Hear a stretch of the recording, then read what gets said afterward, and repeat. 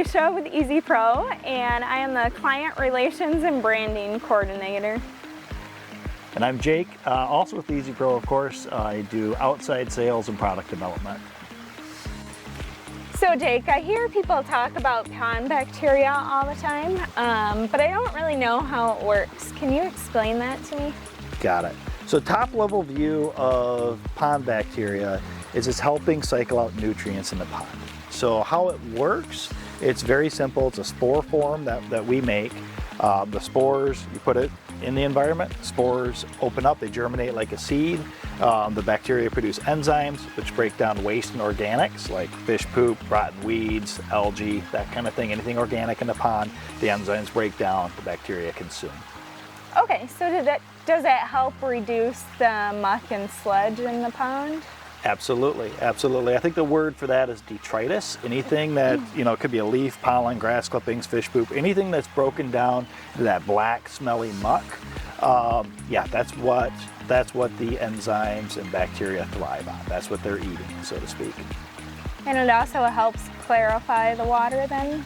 Yeah, indirectly, absolutely. As we cycle out nutrients, as we take away nutrients, can be a food source for poor water quality issues, can be a handful of water quality issues, dark water, algae, weed problems. We're trying to outcompete the weeds and algae for a food source. So the bacteria and enzymes are trying to take up and consume that food source faster than other things in the environment might. Can beneficial bacteria affect the algae growth in ponds? Indirectly, yes. The bacteria and enzymes are using the same food source that algae is using. So algae needs water, sunlight, and food to grow. So that same food, the same nutrient load that algae needs, that's what the bacteria is consuming. So it does not directly kill algae, but it does try to outcompete one of its food sources. So it can't necessarily replace the algicides then? Typically, no. It does not replace an algicide. It does not kill algae directly, but there are cases when you take away the food source, the algae does not thrive as well. Generally, you'll still need algicide sometimes, but the idea is if we have a healthier environment, through using things like bacteria and enzymes, we can use less algicide. So why do some people feel like pond bacteria doesn't work? Great question. There can be a lot of different reasons. Sometimes it's time. Sometimes it's a misunderstanding. People sell it as a magic bullet. It's not. It's a natural process. And natural process takes time. Think anything organic, it takes time. It's not an herbicide or an algicide. You don't put it in a pond. It's not killing anything directly. It's a process that works with time. So if you think about a lot of these ponds are very, very old. They can be years or decades old. We're not going to take care of that overnight in a natural process. So sometimes it's people don't have patience, and it takes time. It took years for the pond to get as bad as it is, and it's going to take a handful of seasons to make it better. It could be a misunderstanding of what their problem is. Say they have a pond that's full of clay particulates, inorganics, that's making the water look dirty. Well, bacteria and enzymes work with organics. They need to break down, organic material. So sometimes if their water quality issues are not organic based, it's not going to help. Other times the environment isn't right. This is a natural process. It needs the right environment. If they don't, say, have good oxygen levels, they don't have aeration or something like that, these are aerobic strains. They need oxygen. So there could be a handful of reasons. I would say the most common is time. They're not patient enough. They expect it to work like a chemical, and it's not a chemical. But there can be a lot of factors of why somebody tried it and say, I really don't know if that stuff works. So how long does the beneficial bacteria take to work typically? So they begin working very fast. So the spores open up, they germinate, the enzymes go to work, they start producing enzymes. That process is minutes to hours. How we measure things, how me and you measure things, is we look at the pond, and when does the pond start looking better? When do we start seeing the effect and the results? Sometimes we get feedback of, man, I put this stuff in, a few weeks later, pond looked great. That's not typical. It's a natural process that takes time. So typically it's months or even seasons to really start seeing the effect of reducing that organic load. So when should I start using the pond bacteria? So it can start working. We have cold cold water strains in our blend, so it can start working as low as 38 degrees. It really starts being the most effective and really is becoming a powerhouse probably in the low to mid 50s. So ideally in the spring, as things are warming up, that's the best time to start using it. If you're in an area like we are, we're in Michigan, we have seasons in winter. If you're down south, you might use it all year round, but it's really based on water temperature, and when your pond is beginning to warm or is warm is when you want to use it. Okay, and then how often should I be using it? Got it. So it depends a little bit on what kind of pond you have. Do you have a small koi pond, water garden? Generally those we do it once a week. They're small bodies of water. It doesn't take that much to make a big difference. We have higher expectations of water quality, so we do those ponds weekly. Larger, more natural bodies of water, those are generally bi-weekly. Every 2 weeks we apply it. And sometimes large scale lakes, that could be monthly through a professional applicator. So it depends a bit on what kind of body of water we're working with. Okay. All right, so how much should I apply to my pond?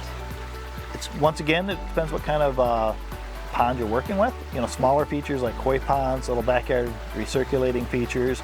It's generally, with our formulation, it's 1 ounce per 1,000 gallons. As we're getting into larger scale, you know, earthen ponds and bigger ponds, it's about 4 to 6 pounds per acre. So, you know, we'll help dial you in to what size body of water you're working with. Okay. So what factors help beneficial bacteria work best? We need to give them an environment where they thrive, which happens to be what a healthy pond is, which is great. So these are aerobic strains of microbes. So oxygen's the biggest thing. They really need oxygen to thrive. Any healthy body of water needs oxygen, so that's super convenient. And then food. I mean, you know, the nutrients in the pond they're consuming is the other thing. So water, oxygen, and food, and they're gonna go to work for you. So what makes aeration so beneficial for the bacteria? So aeration helps add oxygen to the body of water, and our strains of microbes are aerobic and they need oxygen to thrive. There's anaerobic, we can talk about that more later. There's anaerobic strains as well. Anaerobic strains work very, very slowly. So when we can add oxygen to the pond and use aerobic microbes, we can speed this process up so much. They work so much better, and they consume organics so much faster, but we need oxygen. Oxygen's the engine that helps make them work. Will the bacteria still work without aeration? So in some cases, yes. So a shallow, clear pond should have good oxygen, should have good dissolved oxygen content throughout the entire column. Deeper ponds where there's stratification, not as much. So generally speaking, it can work without aeration, but shallower ponds or maybe in the shallow areas of a pond is where they'll thrive, where oxygen's at naturally. Deeper ponds or down lower in the pond where there's not oxygen, they're not going to do as well there. And unfortunately, that's a lot of times that's where your organics settle, is in those low, deep areas that are devoid of oxygen, which puts us back to, you know, aeration really is key for a healthy pond in general, but it's also key to helping our microbes and enzymes thrive and help make that pond healthier. So why might a pond get cloudy after adding bacteria? It could be a coincidence. I mean, maybe we had a rain event, maybe something stirred the pond up. It could be part of the natural process as the, you know, bacteria and enzymes are breaking organics down. It could just be part of that process. But why is a pond cloudy? It can be a bunch of different reasons. It might not be related to the bacteria. Okay.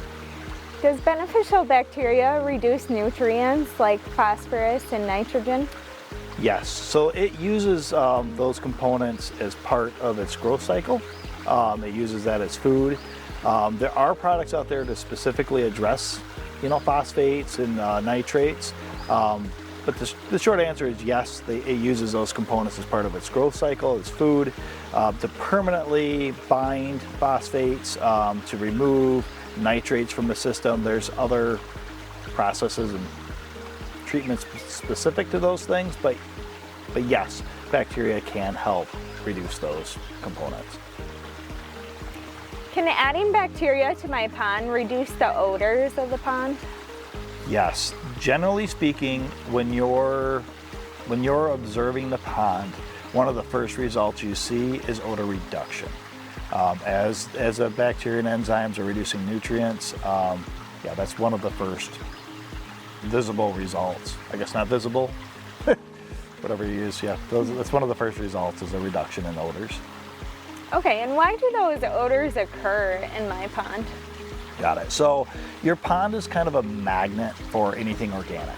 Pollen, leaves, grass clippings, fish waste, all these organics are kind of attracted to that pond. I don't know why it is. The wind blows and all that stuff just gets, the pond just seems to suck it in like a magnet. So as those organics break down, odor is kind of a bright byproduct of that. So, you know, we're dealing with the organics so we can kind of help get rid of those odors. What's the difference between aerobic and anaerobic bacteria? Got it. So aerobic requires oxygen. And it works much faster. So aerobic microbes work significantly faster when they have oxygen to reduce organics and muck and that kind of thing. Anaerobic microbes can work without oxygen, but they work incredibly slowly. So they're not as effective for what we're trying to do. When we're trying to improve a pond, we want things that work faster, which is why we target aerobic microbes. So which type out of those two should I add to my pond? Yeah, aerobic, because they're going to give you the fastest results, assuming you have oxygen. There is a place for anaerobic microbes and nitrifying microbes, some of those things.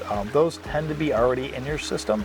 There tends to be, you know, areas in your pond that do not have oxygen, where those, you know, where the anaerobic microbes and the denitrifiers and such are already there. So where you really want to focus when you want to help make your pond healthier, cleaner, all those things, we want to be adding aerobic microbes that are really going to be dealing with your nutrient load. Can I add too much bacteria to my pond? No, it's very safe. It's a natural thing. You might get to a point where it's not cost effective. You know, your cost benefit might be reduced, but it's a very safe thing. It's safe for your pets, fish, plants, kids to swim. You can't add too much. So when it comes to bacteria, is there one product that might work better than another? Yes, yep, absolutely. When you're looking at bacteria, you want a high colony forming unit, you know, CFUs, colony forming units per gram. So you want a high concentration, you want a diversity of strains. Every pond's a little different. Each one's its own little ecosystem. One pond might be dealing more with just different types of organics. So you want a good diversity of strains so you can have the right strains in your pond to get results. Are there different types of bacteria? And if so, which one would work best? Yes, there's different ways it's produced for different types of applications and situations. So you can get it in pellets where it's really good for spot treating, maybe around a dock, maybe around a swim area, where you really want to treat a specific area and reduce, you know, muck or build up at a specific area. It's also made in like water soluble packets where it's like a powder, so it kind of spreads through the entire pond. And then there's liquids as well. So yeah, you want to hone into to what type of application method, you know, liquids, pellets, powders, packets, that work best for what you're trying to do. Do you have some lakefront you clean up around a dock? Do you have a koi pond? Do you have a large backyard pond? The two most popular methods are pellets and water-soluble packets. Do the enzymes work without beneficial bacteria? They do. They do. They work together though. Bacteria produce enzymes that break down organic material that the bacteria consume. So if you just have enzymes, they only live and work so long, and then that cycle ends. When you add bacteria with the enzymes, that cycle can continue. Because bacteria produce enzymes, which break down material for the bacteria to eat, which produce enzymes, and that cycle could just keep going. How long will the pond bacteria live? So it depends, like anything organic, anything natural, it depends. It can be hours to weeks, but part of that life cycle, they replicate so fast. So one particular bacteria, it'll replicate. The original bacteria, it'll live hours to weeks, but like I say, it's just continuing to reproduce. How long will the enzymes continue to work? So they have a life cycle. It can be minutes to weeks, but eventually they reach the end of their life cycle. It could be environmental factors like UV or different environmental factors. Maybe somebody applied an herbicide that hurt them. But generally speaking, it's going to be hours to weeks, which is why we want to be consistently applying microbes and enzymes, and we want the microbes producing more enzymes. So we want the cycle to continue, but an individual enzyme will live and do its work from anywhere from a few hours to maybe a few weeks. Can bacteria become less effective over time? It's really environmental. There's a lot of things that can affect the bacteria. There's kind of a war happening in your pond. There's other microbes there. The microbes kind of fight each other. The bacteria, they can eat each other. Environmental factors can happen. Maybe you applied an algicide out there and that knocked them back. Generally speaking, we want our good bacteria to outcompete the other bacteria in the environment. We want them to thrive. But every environment's a little different. Things can, temperature shifts can change how effective they're being in the moment. They're a really neat thing. They will go back to spore form, and the environment isn't right, they'll go back to spore form. But yeah, things change, the environment changes, temperatures change, which is why we want consistent applications over time to make sure we have a high colony of bacteria and enzymes working for us all the time. So is the bacteria safe for my kids and my dog to swim in the pond after and whatnot? So our bacteria and enzymes are biosafety level 1. So very low risk of pathogenics to humans. It's something we use with our families and pets. It's something that's very popular in use in rec ponds, supporting a healthy natural rec pond. It's a very safe product. So tell me a little bit about the Easy Pro bacteria. Thought you'd never ask. We're pretty proud of it. So that's something we make in-house, and it's been developed over decades. It continues to prove itself. So things that differentiate Easy Pro's bacteria, we have 7 strains, and they're the right strains for an aquatic environment. And they're all Bacillus strains. We do a lot of benchmarking of the competition. Nobody else has as many strains or the quality of strains that we have. And then we have four enzymes as well. There's different enzymes that work on different things. Some work on plants, some work on like fats, like maybe a dead fish or something like that.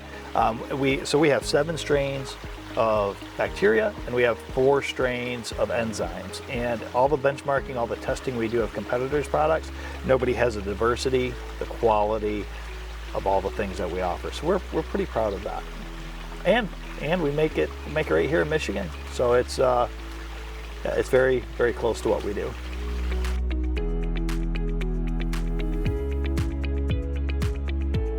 Just kidding. Thought I was ready. I don't remember. I even covered a week for koi ponds. So does Venice... I think it's actually a biting fly, just to worry you a little more. I think so. At least it's not a bee, or I would have freaked out, and then I would have ruined your whole thing. Get her. Hold still. Just hold still. Oh, you are gonna stop. She's got this. I wanted this back her head too, but I didn't do it. Right in my hair? Oh!